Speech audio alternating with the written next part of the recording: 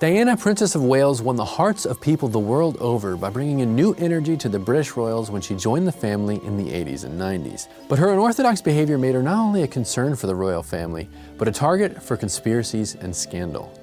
Today we explore some of the more alarming conspiracy theories surrounding Princess Diana. With such great importance on lineage and family bloodlines, one can of course imagine that conspiracy theories might arise surrounding familial ties. And that's certainly the case with our next theory. This theory suggests that Prince Harry is the son of James Hewitt, Princess Diana's former horse riding instructor. James and Diana met at a party in 1986. When she admitted that she was afraid of horses, he offered to help her get over her fear. But as James Hewitt writes in his 1999 book Love and War, only one thing went wrong. We fell in love. According to the Daily Star, Diana and James' relationship lasted from 1986 to 1991, after Hewitt was asked to provide riding lessons to her as part of the household cavalry. Ken Worf, Diana's former bodyguard, writes in his tell-all book, the pair usually met at an old cottage in Devon belonging to Shirley, Hewitt's mother, where the creaking bedroom floorboards told the story more loudly than any confession. Princess Diana made their affair public in a 1995 BBC Panorama interview with journalist Martin Bashir. In the interview, Diana described her marriage as one with 3 people in it: herself, the then Prince Charles, and Camilla Parker Bowles. Diana revealed that she was aware that her husband was in love with Camilla Parker Bowles, and he began his affair with her in 1986, the same year Hewitt and Diana met. Princess Diana's former bodyguard also implied that Charles's love for his ex-girlfriend and future wife contributed to Diana's willingness to start a secret relationship with her riding instructor. Once the affair was made public, speculation about Harry's father began. Even today, photos of James and Harry at the same age circulate, and conspiracies regarding whether James could be Harry's real father gained prominence due to their physical similarities of red hair and freckles. Worth pointing out that he also looks quite a bit like King Charles. The pair was eventually forced to split after Hewitt was given command of a tank squadron and was deployed to serve in the Gulf War in 1991. According to Worf, Diana felt betrayed that he chose his career over her and tried to make him stay. The rumors questioning her son's parentage infuriated Princess Diana, and Worf admitted that he believes the rumors were spread by those who referred to themselves as, quote, friends of Prince Charles. He doesn't refer to who these friends could be. Whether he means people who personally knew King Charles or the general public and supporters of the prince, it remains unclear. He also said that those who spread these rumors should be ashamed of themselves, quote, both for peddling slanders and for being mathematically incompetent. He goes on to write, quote, the nonsense should be scotched here and now. For one thing, the dates do not add up. Harry was born on September 15, 1984, which means he was conceived around Christmas 1983, when his brother, William, was 18 months old. In 2002, Hewitt himself told the Sunday Mirror, quote, there really is no possibility whatsoever that I am Harry's father. I can absolutely assure you I am not.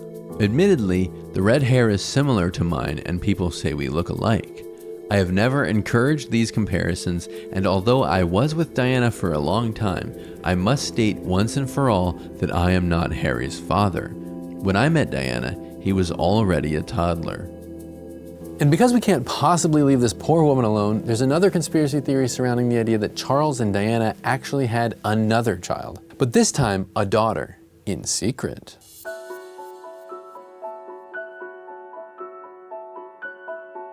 In 2015, the American supermarket tabloid Globe published a story alleging that Prince Charles and Princess Diana had a secret daughter named Sarah, who was at the time about 33 years old and living in the United States. The story alleged to have sources saying that in December 1980, Lady Diana Spencer submitted to gynecological testing at the behest of Queen Elizabeth II to ensure that Diana was capable of bearing children before her engagement to Charles, an heir to the throne. Which I guess is a normal thing? For the record, because of the emphasis on lineage, Diana herself admitted to these tests, saying, quote, "I had to be checked out before they would let me marry him." According to the Globe account, Diana's eggs were harvested as a result and fertilized with Charles's sperm. However, the tests ultimately showed that Diana was fertile, and allegedly, the harvested eggs were ordered to be destroyed once Charles and Diana announced their engagement. Globe reported that a rogue doctor secretly kept an embryo and implanted it in his own wife. And according to the story, unknown to the woman, she became the surrogate mother of the biological child of Charles and Diana. The baby girl was allegedly born in October 1981, roughly 10 weeks after Charles and Diana married. Globe reported an interview with Sarah herself, who said she was always told growing up that she was, quote, "a dead ringer for Diana." I know what you're thinking. People say that I look like Jason Schwartzman, but I don't think he's my daddy. But there is a bit more. When Sarah was in her late 20s, both of her parents allegedly died in a car accident. After their deaths, Sarah apparently found a diary that revealed she was the product of a donated embryo and of in vitro fertilization. According to Globe, Sarah said she tried to find out where the donated embryo came from, but around 2013, she received a menacing voicemail warning her to stop looking if she valued her life. Allegedly, she thought she was in danger in the UK. The story stated that Sarah then immigrated to America, where she began living under a secret identity. Globe later even published a story claiming that Sarah had met with Kate Middleton to discuss Diana. Of course, big if true, right? Well, unfortunately, the vibes for this theory are more actually small because not. The reality of this is that this story started out as a work of fiction. In 2011, Nancy E. Ryan, a former New York businesswoman, self-published a novel entitled The Disappearance of Olivia. According to the Daily Mail, Ryan was obsessed with the first in vitro baby born in 1978 and also considered Diana, quote, "one of the most fascinating women in my lifetime." Ryan said she had, quote, "read many stories about Princess Diana, wishing she had a daughter." In the book, Olivia lives in hiding, fearful of the royal family because her very existence poses a threat to them. Globe even referenced the book in stories about Diana's secret daughter, calling it a, quote, "bombshell revelation" instead of a work of fiction. Ryan said that although her book, quote, "could have been true," she hopes that, quote, "Diana's fans would understand that the book allows us to say, what if?" Of course, most know how Princess Diana's story tragically ends, with an awful car crash at the age of 36. But some believe the car crash was no accident.